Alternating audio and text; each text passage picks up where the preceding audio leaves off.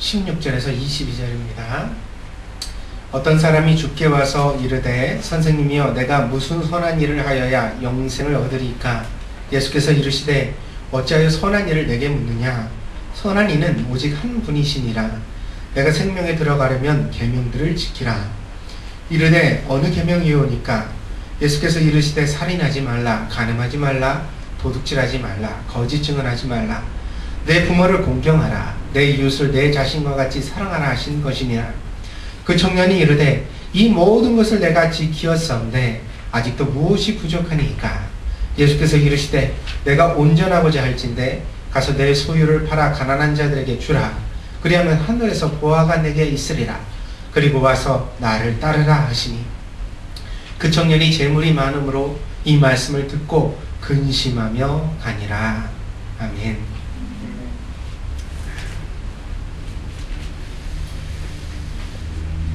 사도 바울은 영적인 아들과 같았던 디모데에게 보낸 편지에서 이렇게 말씀을 했습니다. 돈을 사랑하는 것은 모든 악의 뿌리가 됩니다. 돈을 탐내는 자들은 미혹을 받아서 믿음에서 떠나 많은 근심으로 자기를 찌르게 됩니다. 우리가 알거니와 돈은 선과 악을 말할 수 없는 중간적인 물질입니다. 하지만 그 돈이 사람의 마음을 지배해 갈 때 그것은 마치 식물을 번성케 하는 거름과 같이 사람의 마음속에서 온갖 더럽고 추악한 것들을 번성케 하는 힘이 있다고 성경은 지적하고 있습니다. 특별히 이 말씀이 쓰여진 곳이 다른 곳이 아니라 디모데서라는 것도 주목할 만합니다. 왜냐하면 디모데서는 바로 목회자인 목사로서 교회를 담임하고 있는 그런 디모데를 향한 권면의 서신이기 때문입니다. 물론 모든 그리스도인이 돈을 조심해야 되지만 성직에 몸담고 있는 사람은 특별히 더 돈을 경계해야 될 필요가 있는 것 같습니다. 가끔 가다가 성도분들 중에서 저에게 좋은 축복의 말씀을 그런 얘기를 하시면 목사님도 부자 되세요 이렇게 얘기하는데 저는 그 말을 좀 삼가해야 된다고 생각을 합니다. 목사가 부자가 되어서는 하나님의 말씀을 건강하게 전하기가 힘듭니다. 부자이면서도 자기 마음의 뿌리 가운데서 모든 악이 꼽히지 못하도록 경계하며 살아가는 건 참 힘든 일입니다. 그러니까 성직자라는 그런 직분만큼은 좀 총긴하게 살아야 할 필요가 있지 않는가. 돈과 거리를 두는 것이 성도들을 위하여도 유익할 뿐더러 자기 자신에게도 유익한 일이 아닌가, 그런 생각을 성경을 통해 다시 한번 해봅니다. 아무튼 돈을 다루는 것은 개인이든 사회이든 모두 조심해야 될 문제입니다. 과연 무엇이 돈에 대한 정의인가? 이거 우리가 생각해 볼 필요가 있습니다. 물론 개인마다 다른 가치관을 가지고 있을 것입니다. 그러나 성경이 말하는 말을 귀 기울여 듣는 것이 그리스도인에게 필요합니다. 오늘 이 시간에는 돈에 대한 생각을 조금 우리가 달리 해볼 터인데, 내 생각이 각기 있겠지만 여러분 그리스도인이니까 그 그리스도인이라는 말의 의미는 나의 모든 생각을 죽이고 예수님의 말씀을 순종하며 살겠다는 그런 의지가 담겨져 있는 그런 이름이니까 오늘 이 예배를 드리면서는 하나님이 이렇게 말씀하시는구나, 그렇다면 이 말씀 안에서 내가 어떻게 살아가야 할까, 그렇게 다시 한번 고민하는 시간이 되어지기를 바랍니다. 오늘 우리가 대하는 본문에 부자라는 말이 나옵니다. 물론 당시는 이스라엘이 로마의 식민지였습니다. 때문에 많은 재산을 모으고 부자가 되는 일은 쉽지 않았습니다. 그렇다고 해서 오늘 본문에 나오는 부자가 부정과 불의에 의해서 부당한 방법으로 부자가 되었다고 단정 지을 수는 없습니다. 물론 많이 어려웠겠지만 정당한 방법을 통하여 부자가 되었다고 생각할 수도 있습니다. 하지만 오늘 본문에는 이 부자를 가리키는 또 하나의 단어가 나옵니다. 그것은 청년이라는 말입니다. 오늘날과 달리 완전히 폐쇄적이고 신분질서가 뚜렷한 사회 속에서 한 젊은이가 부자일 수 있는 가능성은 오직 한 가지밖에 남지 않습니다. 그것은 무엇이냐면 부모로부터 막대한 부를 유산으로 물려받았다는 것입니다. 물론 상속도 범죄는 아닙니다. 그러나 아주 오랫동안 사회적으로 깊은 고민의 대상입니다. 사도 바울이 지적한 바와 같이 사람은 돈을 사랑하는 경향이 있습니다. 그것은 돈이 해줄 수 있는 많은 혜택 때문입니다. 그래서 돈은 매력을 갖습니다. 그래서 사람들이 돈을 얻기도 힘을 쓰지만 그 돈을 지키기에도 많은 힘을 쏟고 있습니다. 돈을 모으고 잡으면 다시는 그것을 놓지 않으려고 합니다. 자기뿐만이 아니라 자기 자식에게 물려주려고 하는 경향도 이와 같습니다. 가끔 저는 인색함이라는 주제를 가지고서 설교를 하곤 합니다. 재밌는 사실은 거의 대부분의 신자들이 이 설교를 들을 때 절대로 자신은 인색하지 않다고 생각하며 남의 이야기로만 듣는 것입니다. 다시 말해서 자기는 적당히 사용하고 있고 그렇기 때문에 인색하다라는 표현은 나하고는 어울리지 않는다. 적어도 나는 아니겠지. 그러면서 자기보다 좀 더 인색한 사람을 마음에 떠올립니다. 그러나 설교자의 관점에서 보면 사람은 보편적으로 누구나 인색합니다. 다시 말해서 아무리 살만한 형편이 되더라도 자기 소유를 쓰는 것을 기뻐하고 좋아하는 사람은 별로 없습니다. 자신과 가족을 위하여 쓰는 것이나 혹은 여유 있는 부분에서 조금 사용하는 것은 쓸 수 있지만 그러나 남을 위하여 많이 사용하는 것 그리고 드러나지 않는 것에 쓰는 것에는 누구나 인색한 마음이 있기 마련이라는 것입니다. 그래서 돈을 잘 사용하게 하는 것, 정의롭게 사용하게 하는 문제는 어려운 문제입니다. 특별히 가진 사람이 정의롭기를 요구하는 것, 이게 참 어려운 일입니다. 그래서 어느 시대에나 부자는 평생에 걸쳐서 그 부유함을 지키려 하고 심지어 자식에게 물려주려고 했습니다. 하지만 이것은 사회적 관점에서 볼 때도 매우 문제가 되는 일입니다. 미국에는 그 상속세를 올리는 문제가 선거 이슈가 된 적이 있습니다. 그리고 지금도 아직까지 그 이슈가 가라앉지 않고 있습니다. 근데 이 상속세를 갖다가 높여서 유산을 많이 못 물려주게 하자 부자는 그 재산을 대부분 사회에 환원하도록 세금으로 거두어들이자라는 운동을 캠페인을 하고 다니는데 놀랍게도 이 캠페인에 참여하는 사람들의 면면이 참 놀랍습니다. 왜냐하면 우리가 잘 알고 있는 그 컴퓨터의 천재라고 불리는 빌 게이츠의 아버지 되시는 분이 바로 그 재산을 물려주지 못하도록 상속세를 많이 부과하자는 운동을 같이 벌이고 또 투자의 기재라고 알려져 있죠. 워렌 버핏 미 연방준비위원 그 준비은행인가요? 거기에 이제 위원장을 지냈던 아주 분인데 그분도 역시 이 운동을 하고 다닌다고 합니다. 그러니까 부자가 계속 부자일 수 없다. 부자이면 사회로 많이 내놔야 된다. 그러면서 상속세를 더 올려라. 부자들이 세금을 더 물게 해라. 이런 얘기를 하고 다닌다고 합니다. 놀라운 사실이지만 그러나 이런 분들이 유독 눈에 띄는 까닭은 대부분의 부자들은 어떻기 때문이에요? 많이 자식에게 물려주고 세금은 안 내려가기 때문에 사회 환원하기 싫은 거죠. 이미 그 자식들이 평생을 놀고 먹어도 충분할 만한 재산을 모았음에도 불구하고 그걸 물려줄 수 있음에도 불구하고 더 많은 재산을 자식에게 주기 위해서 온갖 불이한 방법과 그런 어떤 잘못된 방식들을 사용하기를 마다하지 않는 부자들을 우리는 흔히 보게 되어집니다.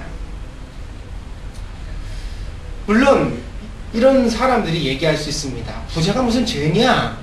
내가 어렵게 모았으니까 내 자식에게 줄 수 있는 것 아니냐? 너도 그게 싫으면 부자 되라. 그럼 되는 거지. 누가 부자 되지 말라고 그랬냐? 남 잠잘 때 나는 열심히 잠 안 자고 노력해서 이렇게 모았으니까 이걸 내가 쓸 수 있는 권한도 있는 것 아니냐? 그러나 사회적 재화는 언제나 한정되어져 있습니다. 부자가 계속 부자로서 그 재화를 독점하면 가난한 사람은 절대로 피해를 얻을 수가 없습니다. 그래서 여러분 독과점이라는 걸 현대에 있어서는 금지시키고 있잖아요. 어떤 한 기업이 어떤 물건을 혼자서만 공급하는 위치에 처하게 되면 물건값을 마음대로 부를 수가 있게 되어지죠. 그러니까 이 독과점적인 지위를 얻기 위하여 기업은 굉장히 경쟁을 합니다. 그래서 1위가 되는 게 중요한 겁니다.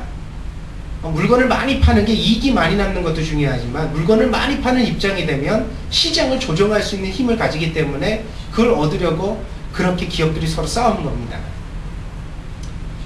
그렇게 싸우다 보니까 탈법적인, 불법적인 방법을 쓰게 되어지죠. 그게 뭡니까? 상대는 자본이 100만 원이 있는 기업이고 100만 원이 있는 기업이고 나는 자본이 1000만 원이 있는 기업입니다. 100만 원이 있는 기업이니까 이 기업이 자본이 취약하다는 걸 알지요.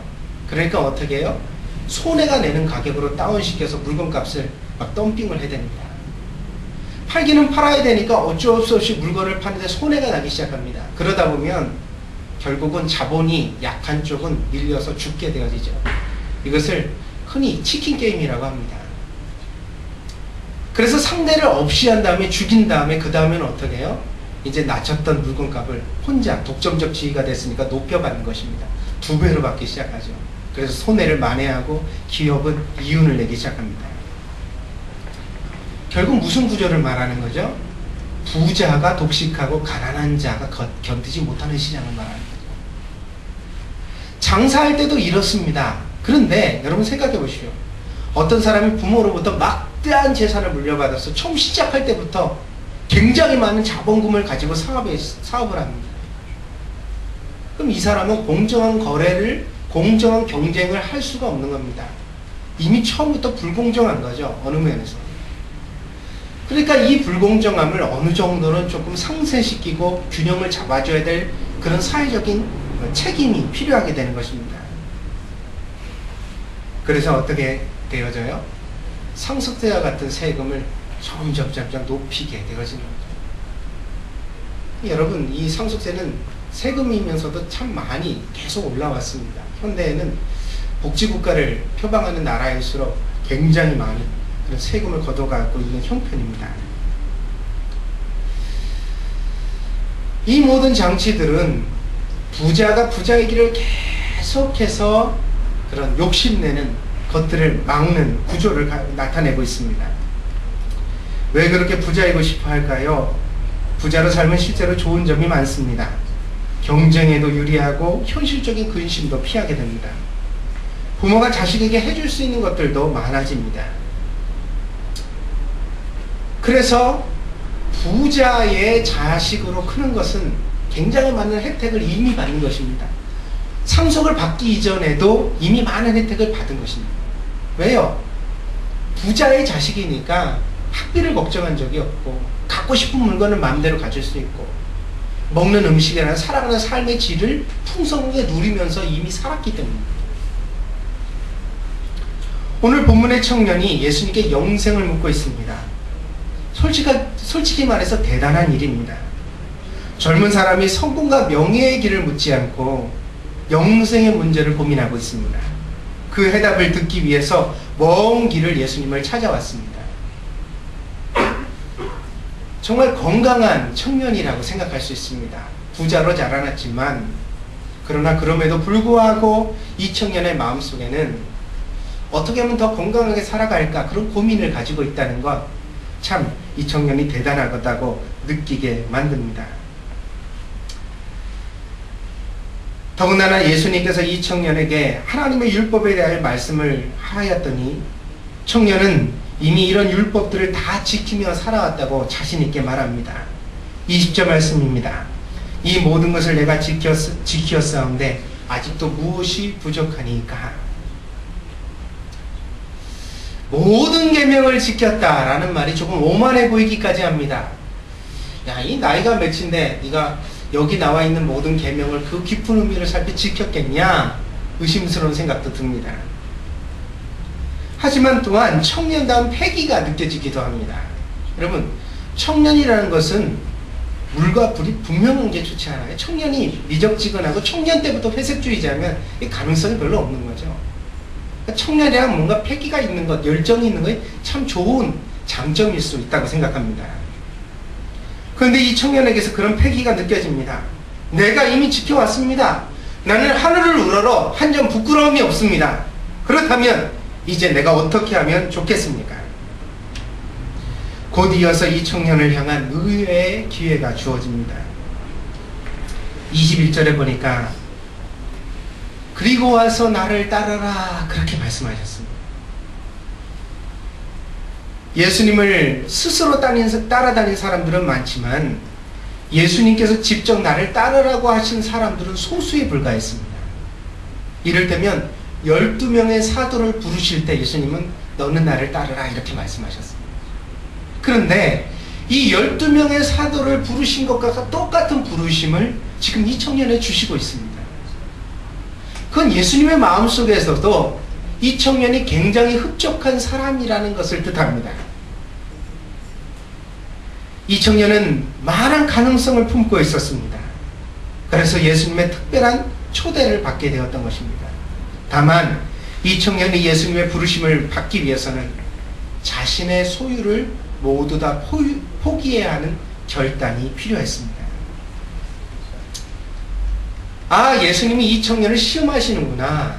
모든 것들을 버리고 따르라는 이 말씀이 예수님의 테스트구나. 그렇게 볼 필요 없습니다. 그건 아닙니다. 왜입니까? 이미 예수님께서 베드로, 안드레, 야고보, 요한 혹은 마태를 부르실 때 언제나 그들의 삶에서 똑같은 요구를 하셨습니다. 너는 나를 따르라.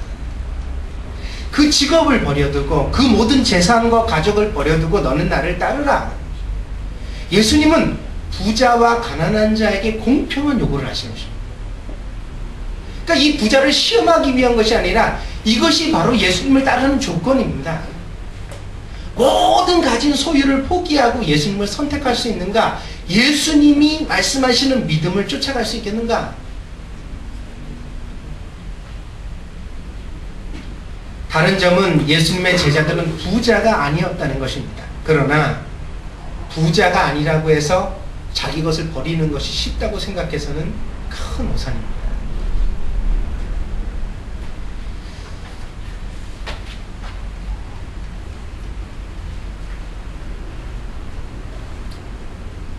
그 5년 전에, 지금부터 이제 5년 3개월 뭐 이렇게 지났습니다만 5년 전에 일본을 처음 올 때 그랬습니다.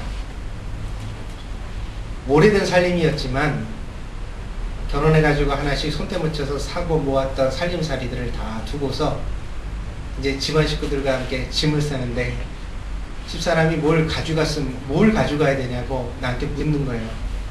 제가 뭐 살림에 대해서 잘 알지도 못하니까 당신이 알아서 사야지 내가 어떻게 옷이나 챙겨요. 가면은 다 거기서 새로 사줄게. 그러면서 이제 짐을 싸라고 그랬습니다. 근데 웃긴 게요. 집사람이 방 안에 들어갔다 나오거든요. 지금도 우리 집에서 써요. 플라스틱으로 된 요만한 쓰레기통을 들고 나오는 거예요. 근데 그 주에 시장에 가다가 그 미피인가요? 그 고양인가요? 뭐 이렇게 이쁜 분홍색 그 캐릭터가 그려져 있는 쓰레기통인데 그게 마음에 들어 이뻐서 샀나 봐요. 근데 그 주에 산 거라 그거는 놓고 버려두고 올 수가 없는 거예요. 그러니까 모든 살림들을 다 버리고 오는데 그 유학생 가방에다 쓰레기통 2개를 넣더라고요. 그거를 넣고 오더라고요.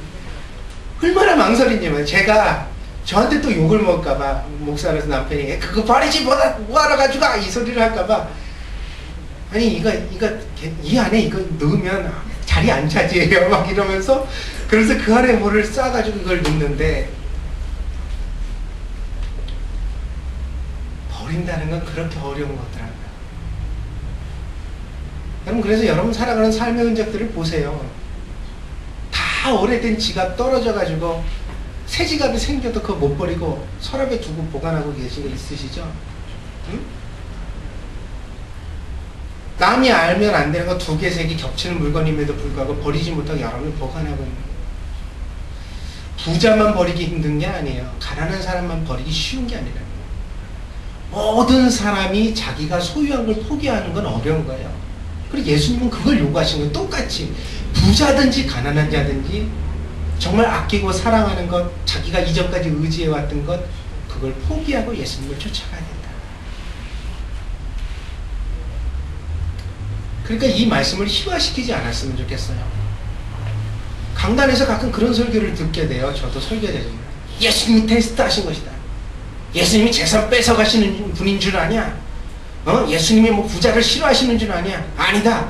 청년이 예수님만 따라 나섰으면 다 허락해 주셨을 거다. 아니에요. 잘못된 생각이에요. 베드로도 안드레도 야고보도 요한도 마태도 그리고 이 청년도 똑같은 기준이 요구됐어요. 그리고 이 기준에 쫓아가야만 예수님의 제자가 될 수 있어요. 인색함을 부인해야 돼요. 버려야 돼요. 예수님이 바라시는 것은 모든 그리스도인이 가난한 사람이 되는 것은 아닙니다. 만약 그러하다면 구약의 많은 말씀들을 우리는 부정하게 될 것입니다. 하나님의 도우심을 통해 부자가 된 사람들을 우리는 성경에서 만납니다. 아브라함이 그랬고, 이삭은 농사를 져서 100배의 결실을 거두었고, 야곱은 호를 단신으로 먼 길을 떠났지만 부자가 되어 돌아왔습니다. 신약에서도 많은 신자들이 자기의 소유를 가지고 교회를 섬겼다고 기록하고 있습니다. 다만 성경은 이 부요함이 우리 신앙의 겉모양을 포장하는 화려한 옷이 될 수 없다고 말합니다. 부자의 옷을 입고 있기 때문에 결코 사람에게는 인정받을 수 있을지 모르지만 하나님께 인정받을 수 있는 신앙은 가질 수가 없다는 것입니다. 병원에 가서 의사 앞에서는 부끄러워도 옷을 다 벗어야 하는 것처럼 우리가 재물을 품고 있는 동안 여유로운 사람, 자비로운 사람, 좋은 사람을 흉내낼 수는 있지만, 그러나 그 물질이 사라졌을 때, 없을 때 과연 우리는 누가 될 것인가? 그때 과연 우리는 예수님을 쫓아갈 수 있는 사람이 될 수 있겠는가? 그때 과연 우리는 하나님 앞에서 믿음을 지키는 한 사람이 될 수 있겠는가? 이번 주에 성경 통독과는 욥기를 묵상했습니다. 욥은 동방의 큰 부자였다고 하죠. 근데 하나님이 그 믿음을 시험하십니다. 테스트였습니다. 그 테스트의 첫째적인 내용이 뭡니까? 모든 재산을 걷어가는 것입니다. 아니, 모든 재산을 없이 하는 것과 믿음이 무슨 상관이냐? 욥기를 보면 알 수 있습니까? 알 수 있습니다. 뭡니까? 모든 재산이 사라진 현장 속에서 무슨 말을 하는가? 어떤 생각을 가지는가? 하나님을 향하여 어떤 태도를 보이는가? 다시 말하면 모든 재산이 사라졌을 때 하나님을 부인하고 원망하고 불평하고 믿음이 없는 행동을 한다면 그는 결코 믿음의 사람이 아니라고 성경은 말하는 겁니다. 그래서 욥의 가정에서 실제로 그러했습니다. 욥의 아내가 어떠했죠? 하나님을 저주하고 죽으라! 욥을 향해 그렇게 독서를 퍼부었습니다. 아내가 남편에게. 물론 예전에 좋은 시절에는 이 아내가 어떤 아내였을까요? 자식들을 위하여 하루에 한 번씩 번제를 드리는 그 일이 얼마나 많은 재산적인 손해를 감수하고 번거로운 일입니까? 그리고 분명히 욥이 자식들을 위하여 번제를 드릴 때 아내를 놔뒀을 리가 없습니다. 맨날 불러서 같이 예배를 드렸겠죠. 그죠? 하나님 앞에. 부여로울 때는 예배 드릴 수 있었습니다. 부여로울 때는 헌금할 수 있었습니다. 부여로울 때는 시간을 드릴 수도 있었습니다. 그러나 그 모든 부유함이 사라지고 나니까 뭐가 속에서 올라와요? 하나님을 저주하고 죽어버려라.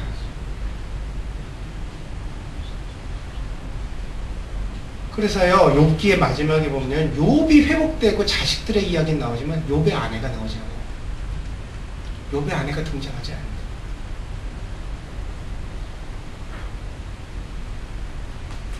그래서 오늘 말씀은 우리에게 묻습니다. 우리의 바닥이 드러날 때 우리는 과연 그리스도인일 수 있겠는가? 예수님은 그걸 보길 원하신다. 그런 신앙을 원하신다고 말합니다. 요즘 세계적으로 신자유주의라는 말을 흔히 듣게 됩니다. 네오 리버리즘이라고 그러죠. 1차 세계대전 이후에 세계 경제는 수정자본주의라는 것이 그 경제를 이끌었습니다. 케인즈라는 경제학자가 낸 그런 경제 이론을 따른 것인데요. 이 케인즈는 국가가 모든 것을 관리해서 불황을 타개해 가야 한다는 경제 이론을 폈습니다. 때문에 국가는 적극적으로 시장에 개입해서 완전 고용을 이루고 기업이 고용을 많이 하도록 압박을 하고, 그래서 모든 사람이 직장을 가지고 삶을 살아감으로써 복지 국가를, 세금을 많이 해서 복지 국가를 이루어갈 수 있도록 경제 구조를 만들어가야 한다. 그런 이론을 제공했습니다. 이것이 이제 1차 세계대전 이후의 세계에는 경제공황이 있고 그랬으니까 국가의 그런 지도적인 역할이 매우 이제 중요한 그런 시대가 되어졌죠. 루즈벨트의 정책이라든가 뭐 하버댐을 만들고 그랬던 일들이라든가 혹은 일본에도 그것이 많은 영향을 줬죠. 일본의 모든 기업이 국가의 지도함 속에서 국가가 리드하는 가운데서 굉장히 경제 발전을 이루었던 것은 다 수정 자본주의의 영향이었습니다. 근데 그렇게 오다 보니까는 이제 어떤 한계에 봉착하게 됩니다. 경제에 여러 가지 폐해가 나타나게 됩니다. 대안을 찾게 되어지죠. 이제 한 시대가 갔으니까 이젠 전쟁이 없는 시대 가운데 불황이 깨어진 시대 가운데서 어떻게 경제를 새롭게 이끌어야 할 것인가. 그러다가 나온 것이 바로 신자유주의, 네오리벌리즘입니다. 1970년대에서부터 이 수정 자본주의의 실패를 지적하고 새롭게 등장한 신자유주의는 국가가 시장에 개입하지 말고 자유를 보장할 때 시장의 건전성이 경제를 건강하게 할 것이다.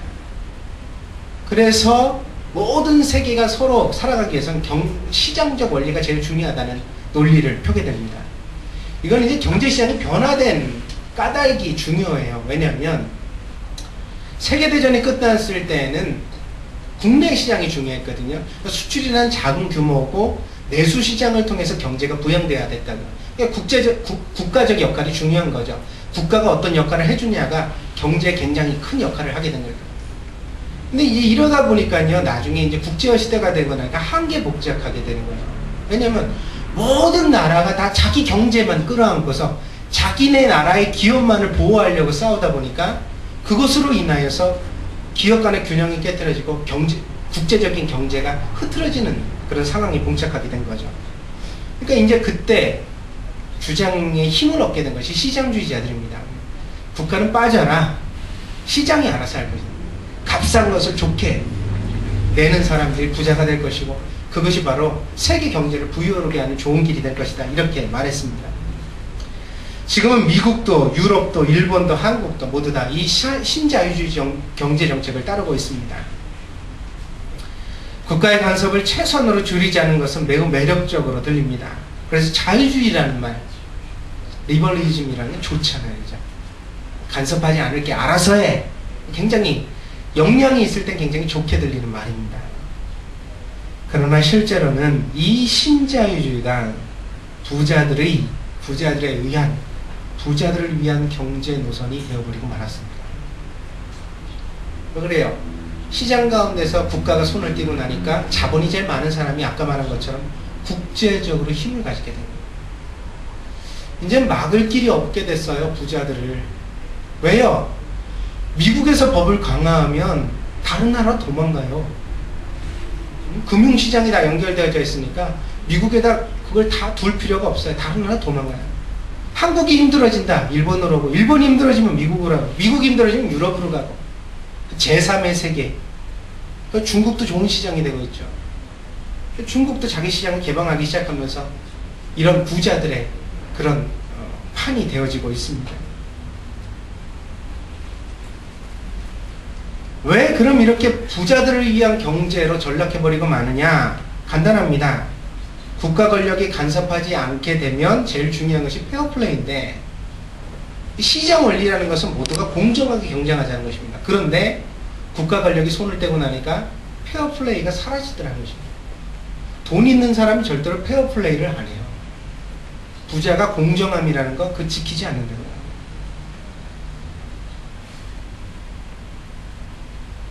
그러다 보니까 경제가 계속해서 어려워지는 상황들을 겪고 있습니다. 이제는 이 신자유주의도 한계에 도착해서 다음에 이제 세계 경제를 어떻게 이끌어갈 까, 다음 세대 이데올로기, 이념에 대해서 많은 사람들이 고민하고 있는 현실입니다. 그래서 뭐 사회자본주의 이런 말이 등장하고 있죠. 사회자본주의란 사회주의하고 아주 다른 얘기입니다. 뭐냐면 복지를 좀 더 강화해서 부자들이 가진 돈이 뭐 보통 사람들에게 더 많이 흘러가도록 구조를 좀 만들어야 되지 않겠느냐, 뭐 이런 고민들이 학자들에게서 나오고 있습니다. 왜요? 가난한 사람이 계속 가난하면 경제활동을 계속할 의욕이 사라집니다. 일본도 그런 문제를 겪고 있는 게 현실입니다. 안정된 건 좋지만요, 고용이 보장되고 물가가 안 오르는 건 참 일본이 가진 사회의 장점입니다. 하지만 10년을 근무해도 월급이 10,000원, 20,000원이 오르지를 못해요. 직급이 오르기 전에는, 승진을 하기 전에는 절대로 자기가 받는 샐러리에 있어서 어떤 뭐랄까요, 좋아지는 희망이 보이질 않는다. 이건 사회적으로 매우 의욕을 빼는 일입니다. 샐러리맨들이 일을 할 때 열심히는 일을 할지 모르지만 창의적으로 일해야, 고민하면서 일하지는 않습니다. 시간은 12시간, 14시간 일을 할 수 있는지 모르지만 그 12시간, 14시간 일하는 동안 어떻게 하면 효율을 높일까, 이 생각이 점점 사라져버린 현실을 우리가 눈으로 보게 되어집니다. 일본 경제에 활력을 넣어야 되는데 어디서 찾을 수 있겠는가? 좀 샐러리맨들이 희망을 품을 수 있는 구조를 가져와야 되지 않겠는가? 사회가 좀 더 창의적일 수 있도록 장을 마련해야 되지 않겠는가? 뭔가 좀 발전해 갈 수 있는 변화가 나타나는, 이제는 여태까지 변화를 죽여왔는데 세상은 변해도 일본은 안 변한다는 어떤 그런 자부심을 가지고 왔는데, 이제는 좀 일본도 세계적인 변화에 참여하는 구조를 가져와야 되지 않겠나, 그런 고민을 가질 수밖에 없습니다. 그리스도인들도 고민해야 합니다. 왜냐면 무조건 내가 산 집이 값이 오르고 내가 가진 적금이 안전하다고 해서 좋은 세상이 아니라는 것입니다.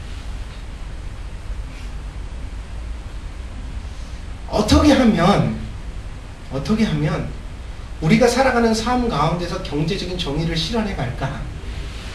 그 경제적인 정의의 실현의 한 부분은, 보다 더 큰 부분은 우리가 예수 그리스도의 제자가 되는 것이겠죠. 예수 그리스도의 제자가 되는, 돈의 지배를 받지 아니하고 돈을 초월해서 돈을 잘 사용하고 돈을 통해 행복을 창출할 수 있는 사람으로 쓰여지는 것 말입니다.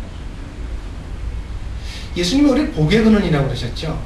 근데 복의 근원이 된다는 게 무슨 말입니까? 저는 이 말이 잘 소비한다는 뜻과 다르지 않다고 생각합니다.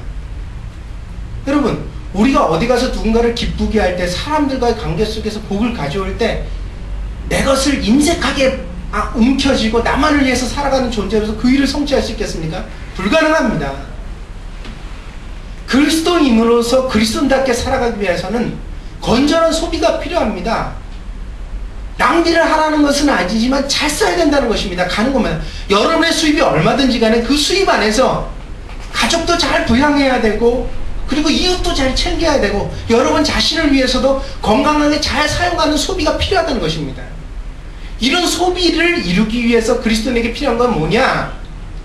돈이 지배하지 않는, 돈이 주인 되지 않는, 돈이라는 것은 내가 나그네 같은 인생 가운데 소모하는 필수품일 뿐이지 살아갈 대상이 아니라는 자각, 깨달음, 돈을 목적으로 삼지 않고 돈을 수단으로 여기는 그런 가치관이 그리스도인에게 있어야 되겠다는 것입니다.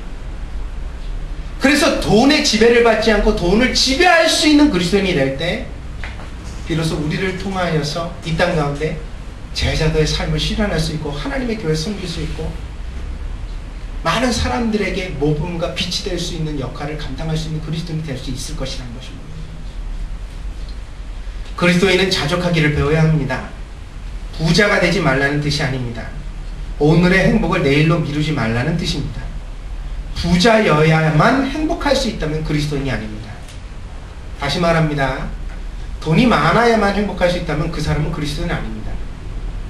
그리스도인은 부자일 때도 가난할 때도 오직 예수님만으로 행복할 수 있는 존재입니다. 늘 말씀드립니다만 마카리오스의 축복은 소유의 축복이 아니라 하나님과의 관계에서 오는 축복입니다. 하나님을 친밀히 교제하고 누리며 살아갈 때 그분 안에서 누리는 축복을, 예수님은 이런 사람들 복되다고 하셨어요. 이런 사람은 어때요? 돈의 지배를 받지 않죠. 돈이 일만하게 뿌리가 될 수가 없어요. 왜냐하면 돈을 사랑하지 않으니까요. 돈을 사용하는 거예요. 선하게, 유용하게, 가치 있게. 같은 100원이라도 어떻게 많은 사람들을 유용하게 할 수 있을까를 고민하며 쓸 수 있는 사람이다. 그것이 그리스도인으로 선한 가치라는 것입니다.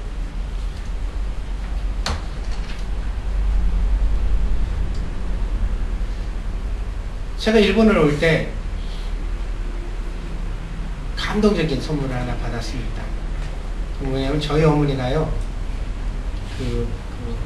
1,000원짜리로 된 1,000원짜리 100장을 주시더라고요. 백장이면 얼마죠? 1,000원짜리 백장이면 10만원, 10만원인가요? 어머니도 별로 많이 없으시고 그랬는데 다른 거 이제 주시면서 그걸 갖다가 주시는데 아주 1,000원짜리 새 돈이에요, 새 돈. 그걸 갖다가 은행에서 풀지도 않은 게 이렇게 저 종이로 묶은 상태에 1,000원짜리 백장을 갖다 저한테 주시더라고요. 필요하면 쓰라고 주시더라고요. 알고 봤더니요, 저희 어머니가 혼자 되셨거든요. 그래서 이제 혼자 저를 키우시고 결혼시키시고 그러셨는데, 저희 할아버님이, 외할아버님이 지금 85살이 85세가 되시는 노인이신데, 지금 저는 5년 전이니까 이제 80살 때일 때죠. 자식들이 주는 용돈 얼마 없고 그런데 그거 받아가지고 계시다가 이제 맏딸이 남편도 없고 근데 자식은 또 목사한다고 그러고 그러니까 어려우니까 생각을 하셨다가 설날 세뱃돈을 갖다가 다 자식들한테 받는데 우리 어머니한테 용돈 쓰라고 그러시면서 은행에 가서 직접 바꾸셔가지고 1,000원짜리 백장을 주신 거예요. 어머니가 아버지한테 그걸 받고 나서 마음이 이제 내가 마음에 이렇게 여린 자식이나 아픈 자식이나 우리 아버지가 그래서 이 나이가 먹도록 나를 생각해서 이렇게 돈을 주는구나. 거절하지 못하고 받으셨어요. 그걸 어떻게 써요? 가지고 계셨지. 가지고 있다가 제가 일본을 온다고 그럴 때 돈이 필요할까봐 뭐가 부족할까 어머니도 있는 거 다 끌어내시고 없으니까 어머니도 감춰놨던 거 아까운 거 그거 백장을 갖다 꺼내서 저를 주시더라고요. 저도 받았을 때 눈물이 났어요. 그걸 받는 순간 내가 참 많이 사랑받고 있구나 생각해요. 쓸 수가 있겠어요? 그 돈을? 여러분이라면 그걸 풀러가지고 사용할 수가 있겠어요? 가지고 있다가 저도 오는 날 할아버님한테 도로 드렸어요. 할아버니 없으실 때 이거 쓰세요. 할아버님 보시면서 너 많이 번 돈이다. 이렇게 그게 1년이 넘도록 여기저기 돌아서 그리로 가는 거예요. 이 돈 10만원은 100만원보다 더 가치 있잖아요. 모르시겠어요? 그리스도인이 말이에요. 돈을 쓸 때 가난하지만 부족하지만 없는 형편이지만 그 중에서 누군가의 행복을 위해 진심을 담아 선한 의지를 가지고 사용하면 우리가 세상 가운데 적은 것이지만 나눌 수 있고 누군가를 행복하게 만들 수 있고 감동을 줄 수 있단 말이에요. 목마른 사람에게 생수 한 잔, 그 10만원으로 따질 수가 없죠. 그 생수 한 잔이 가치 있는 것 아니에요? 배고픈 사람에게 점심 한 끼. 응? 그냥 우리 장소 집사님이 그랬대잖아요. 학교에서 오랜만에 후배들 보려고 이렇게 갔더니 유학으로 온 그 유학생들 중에서 어떤 친구가 너무 형편이 어려워가지고 점심 도시락을 못 싸서 밥을 못 먹고 있대. 가자 그래가지고 자기가 점심을 사주고 이후로서 학교 갈 때마다 와이프한테 우리 이성엽 씨한테 도시락 2개 싸달라고 밥 못 싸온 애 주기 위해서. 근데 그 시절에 자기들도 어려웠어요. 둘 다 고생했다고요. 하지만 도시락 2개 쌀 형편은 되니까 그거에서 나는 그 사람한테 의미가 됐겠죠. 다시 한번 말씀드립니다. 돈이 없다고 바닥이 드러나면 좋은 그리스도인은 아닙니다. 돈 떨어졌다고 짜증내고 돈 떨어졌다고 어깨도 떨어지고 돈 떨어졌다고 푸념 나오고 돈 떨어졌다고 근심염려가 얼굴을 덮고 그렇게 살면 좋은 그리스도는 아닙니다. 그런 가치관, 그런 생각을 가지고서는 하나님의 축복의 그릇이 될 수 없습니다. 하나님은 우리에게 축복을 부으시기를 원하시는데 축복에 질식되지 않을 만큼 축복에 치여 죽지 않을 만큼 준비돼야 그 축복을 부으시겠다고 말씀하십니다. 언제까지 헛된 것들을 붙들고 소망하며 살겠습니까? 행복하게 만들 수 없는 것들을 왜 그렇게 갈망합니까? 예수님은 말씀하십니다. 헛된 마음 놓아버려라. 너는 나를 따라라. 너는 나를 따라라. 마음이 부여로우면 모든 환경 가운데서 부자 될 수 있다. 작은 것이지만 나누고 행복하게 살아갈 수 있다. 세상을 아름답게 하는 건 많은 부자가 되는 능력이 아니라 지금 내가 가진 형편 가운데서 누군가 나눌 수 있는 여유로움이다. 가난한 자에게 줄 수 있겠느냐? 그리고 너는 나를 따를 수 있겠느냐? 예수님의 이 음성이 그 어느 때보다도 무게 있게 다가오는 현실입니다. 그러므로 여러분, 오늘 이 말씀을 옛날 얘기라고 듣지 마시고 2000년 전에 있었던 일이가 오늘날에는 아니지, 이거는 아니겠지, 그렇게 생각하지 마시고 이 말씀 앞에서 자기를 비추어 보십시오. 생각하십시오. 네가 가진 모든 소유 가난한 자에게 나눠주고 너는 나를 따라라. 이 말은 바꿔 말하면 돈을 사랑하지 말아라, 물질을 사랑해라, 있는 현실 속에서 하나님을 섬겨라. 이 말씀을 다시 한번 마음속에다 깊이 새기고 함께 쫓아갈 수 있는 동역들님께 성도들이 되어지기를 축복드립니다. 기도하겠습니다.